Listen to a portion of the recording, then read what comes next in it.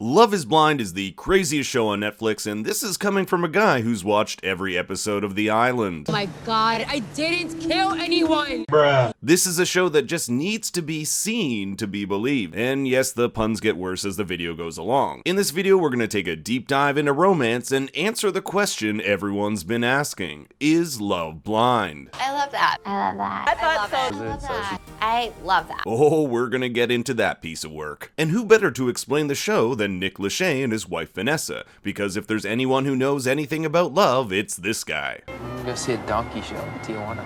What is that? A girl has sex with a donkey.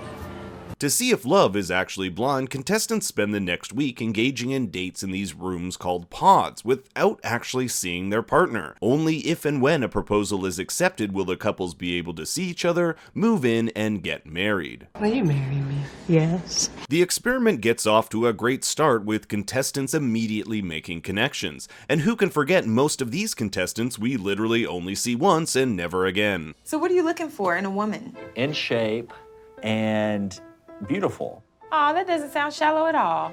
If I had to guess, I'd say you're African American. I hate being able to hear people breathe.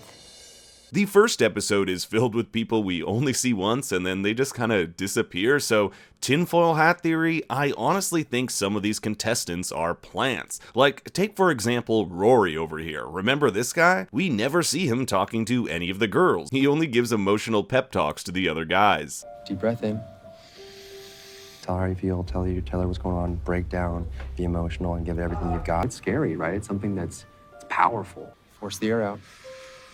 I also like how everyone on the show is given the most generic job titles. Lexi, sales manager, Jessica, regional manager, Damien, general manager, and Cameron, scientist. Within the first few days, couples form with Cameron and Lauren being the first to say their I love yous. Keep in mind, this happens 30 minutes into the first episode. I love that. And pretty soon the proposals begin to fly. I want to ask you, will you marry me?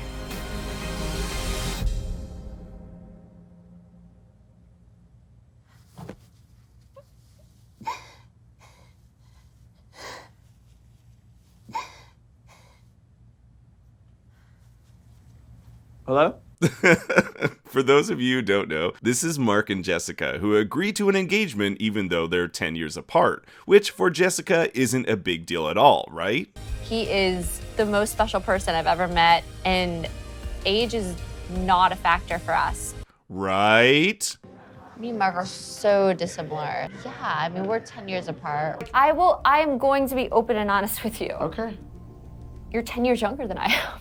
When you're a 24-year-old woman and you're a 34-year-old woman, that's two different things. Jessica is a piece of work. Not only does she feed her dog wine, You know what I mean? Is that like... yes, that actually happened, but she gets upset at one of the dudes for not knowing what he wants and then proceeds to tag Mark, a guy she doesn't like at all the way to the altar only to dump him. This girl literally has a breakdown while putting on her wedding dress. Still need time, I'm suffocating. I love that. She's such a mess that just a day later, after questioning her relationship with Mark, she says stuff like this. Feels like he completes my life, you know? Aww. Now, I have to bring up that the way the show depicted her, it seems like she really has a drinking problem. It's a bit of a red flag. With the exception of a few scenes, she's almost always holding a giant glass of wine. And unlike shows like The Bachelor, where it's rare to see the women get blackout sloppy drunk, Love is Blind does not shy away. I'm meeting my best friend and I love him and I'm so lucky. I'm gonna go after your dude. You and your dude, and I know you. I know you, baby. I know you. If you were to ever actively go after my husband, I would destroy your life. The drinking is so out of control on the show that in multiple dates, the contestants have to drink out of these aluminum cups because they'd been smashing too many glasses. By episode 3, 6 couples emerge for the next phase. Cameron and Lauren, Gina and Damien, Amber and Barnett, Kelly and Kenny, Mark and Jessica, and Carlton and Diamond. The next phase of the show I call the honeymoon phase, even though they're not married yet, which sees if the couples can translate their emotional love into the physical. And Nick and Vanessa arrive once again to collect their paychecks. Seriously, their screen time the entire season is shorter than Nick's marriage with Jessica Simpson. That was a little uncalled for. While in Mexico, the couples really get to find out more about each other, and the pair that really struggle with this are Carlton and Diamond. Meet Carlton, no, not that one, who is the son of a preacher. You make daddy feel good. We've walking down the aisle. I'm gonna get you a pogo stick so you can hop out of your feelings right now. Whatever. Carlton has failed to tell Diamond something you should probably tell your fiancé. He's also into men. And while things don't end well for Carlton and Diamond, Damien isn't quite interpreting Giannina's signals. I will move at your pace. The sex is not important. It's looking pretty romantic in there. I'm just telling you, it's been 435 days. I went to the beach so I could remember how it feels to have my ass smacked. But I'm just not hungry anymore. And what about dessert? Oh, for the love of God, Damien. I am dessert. Ugh. I got a boner. Meanwhile, Jessica struggles to come to terms with the fact the voice she fell in love with is attached to someone she is clearly not physically attracted to, which is pretty funny since her voice does this weird baby thing. I love hearing the waves crash on the beach. That's my favorite thing in the whole world. Where have I heard this before? I love lasagna. I love cheese. And while paradise may be working out for some, Is it inappropriate to put it in a prenup that you want sex every day? things come to a head in the final confrontation between Carlton and Diamond. I love you. I love you too. Oh, sorry, wrong clip. This is why I don't deal with bitches like you. Oh, I'm a bitch now. Fuck you, fucker. And Watch fix- my ass to the next dick, Now, boy. watch your wig, because it keeps sliding. I just can't believe it didn't work out between those two. I also want to take a moment to highlight a few things I just found unromantic about the show, like how some of the outdoor dates are so poorly lit it looks like I'm watching a home video, or the fake actors they sometimes have eating in the background. Oh wait, they don't even have meals. And as the honeymoon portion of the show reaches its end, things are still rocky for Mark and Jessica. I'm being patient, but everyone else is having sex, and it sucks.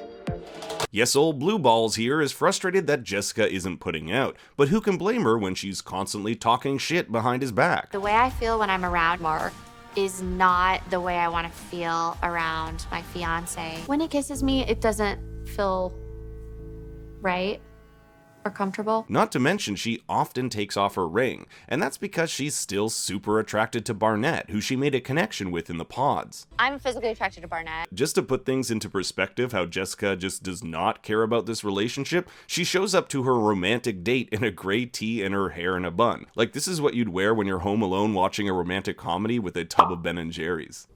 Oh, I needed that. With some relationships blooming and others a flaming train wreck, the couples move on to the next phase of the show where they have to live together in the real world. And with 20 days until the wedding, things start to get even more serious. Barnett finds out Amber's in terrible debt, and Giannina is pissed at Damien's listening skills. I have been listening. Motherfucker.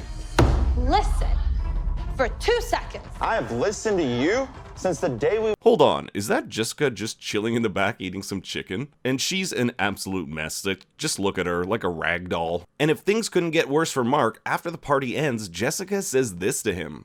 I think Barnett is fucking sexy and like hot and like... Even the dog isn't having any of it. The next episode deals with the couples meeting the families, which is just filled with some absolute gems like Jessica trying to give wine to Mark's underage nephew. John, you ready? Not yet, not quite. Or Giannina not being satisfied in bed. You know how you tell me this is the best sex of your life?